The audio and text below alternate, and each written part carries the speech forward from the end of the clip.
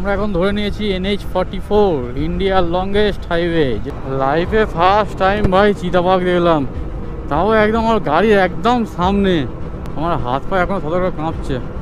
পাশের টানেলটাই ল্যান্ডস্লাইড হয়েছে, যার জন্য এই একটা টানেলের উপরে চাপ পড়ে গেছে। টাইম হচ্ছে এখন 2:43 আর আমরা রামবান পৌঁছে গেছি।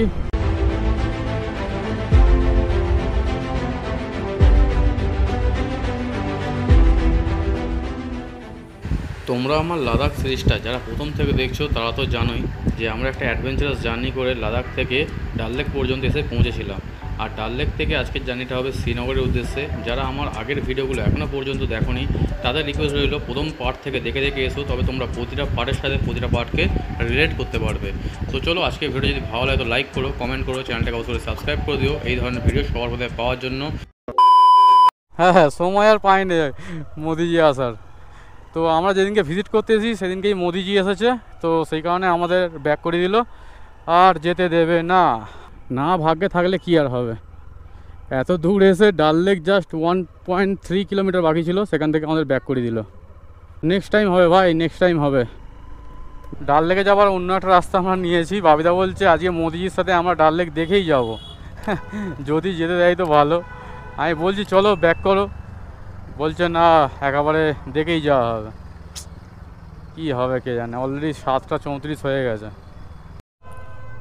সব বরবাদ হয়ে গেল ভাই, টাইমও নষ্ট, ডাল লেকেও ঘোরা হলো না, আর এদিকে তার উপরে জাম আর জাম। বাপ রে বাপ, 7:47 হয়ে গেছে। এতক্ষণ আমরা যদি হাইওয়েতে থাকতাম কত দূর চলে যেতে পারতাম।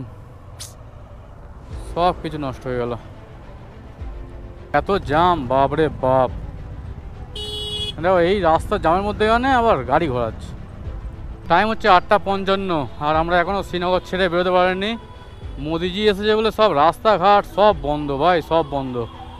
তো জামে দাঁড়িয়ে দাঁড়িয়ে মায়ের জন্য একটা শাল পছন্দ করে শাল কিনে নিয়েছি। 600 টাকা দাম নিয়েছে, অসুবিধা নেই, একটা কাজ তবু হয়ে গেছে। এবারে আমরা আরামসে বেরোতে পারবো, কিন্তু এই জাম ছেড়ে বেরোনোটা খুব চাপ হয়ে যাচ্ছে আমাদের এবারে। টাইম হচ্ছে 9:28 আর আমরা ভুল করে আবার সোনমার্গের রাস্তা ধরে নিয়েছিলাম, যেহেতু ম্যাপ ছিল না। তো একটা দাদার সাথে দেখা হতে ওর থেকে একটু ইন্টারনেট নিয়ে আর ম্যাপটা জাস্ট লাগিয়েছি আমি। ও ম্যাপ না থাকলে কি সমস্যা রে ভাই, ডাইরেক্ট দিল্লি মেরেছি আমি। 15 ঘন্টা 23 মিনিটের টাইম দেখাচ্ছে। দেখা যাক কত দূর কি যেতে পারি আমরা।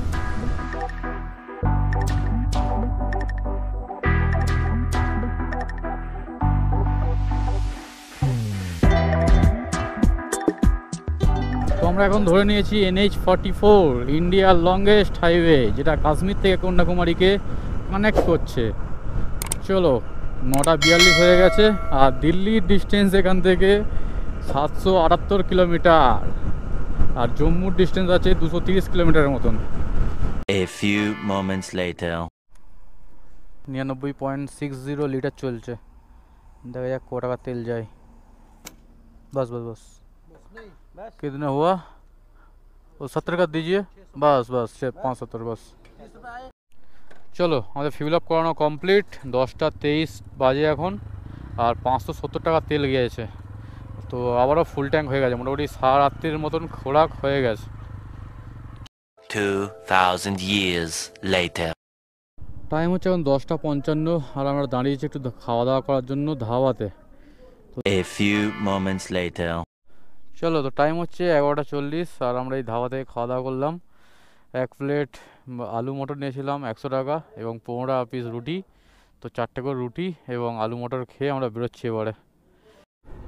রাত্রির 11:52 সময় আমরা প্রথম টানেল ক্রস করছি এখন। আরে বাপ রে বাপ, 12টা বাজতে যায়, এই টানেলে ঢুকে পড়লাম। এই টানেলটা কিন্তু প্রচুর আলো আছে। এই দেখো, এই যে ফ্যানগুলো আছে, এই ফ্যানগুলো যখন চলে করে একটা আওয়াজ হয়, যেটা অটল টানেলে আমরা দেখেছিলাম। এমনি গাড়ি চলছে তাদের কি আওয়াজ এখানে। তো এই টানেলটাও কিন্তু বেশ বড় টানেল। আমরা পুরো মিডলে এসে গেছি এখন, যার জন্য ইকো হচ্ছে। দেখো, ওরে বাপ রে বাপ, গাড়ি যাচ্ছে না আসছে বোঝা মুশকিল, মনে হচ্ছে সামনে থেকে আওয়াজ হচ্ছে। আমরা প্রায় 10 মিনিটেরও বেশি গাড়ি চালাচ্ছি এই টানেলের ভিতরে, আর টানেলের ভিতরটা কিন্তু বেশ গরম গরম রয়েছে, বাইরে প্রচণ্ড ঠান্ডা লাগছিল, আর টানেলে ঢোকা মাত্রই কিন্তু একদম মানে গরম লাগছে, মনে হচ্ছে জ্যাকেট ফ্যাকেট সব খুলে দিতে হবে।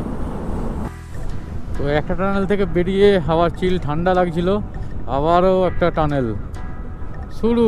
ওকে, টাইম হচ্ছে 12:29, আবার একটা টানেল কিন্তু আমরা ঢুকে পড়েছি অলরেডি।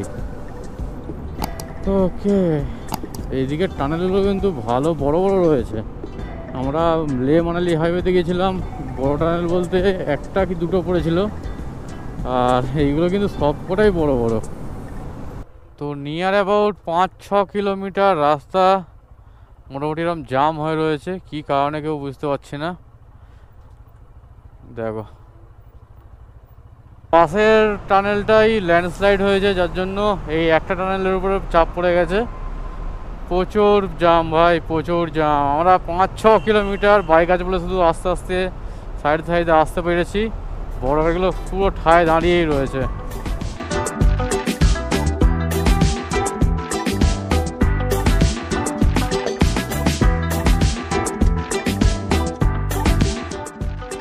টাইম হচ্ছে এখন 2:43, আর আমরা রামবান পৌঁছে গেছি, রামবান ক্রস করছি জাস্ট।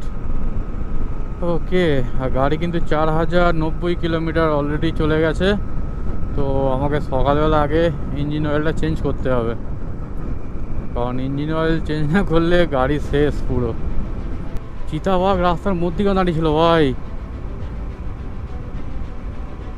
ওরে বাপ রে বাপ,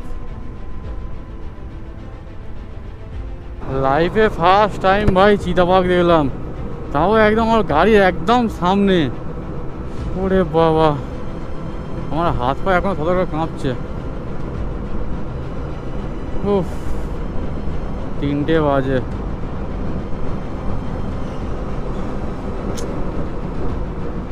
নাইট রাইড করতে গিয়ে কি ফেঁসে গেলাম নাকি আমি বুঝতে পারছি না।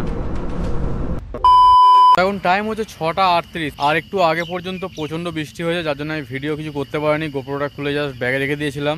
তো এখানে একটু দাঁড়িয়েছি, এখানে জাস্ট বাইকটা একটু রাখা রয়েছে, এখানে একটু আমরা রেস্ট নেবো, তারপরে আবার রাইডটা কন্টিনিউ করবো।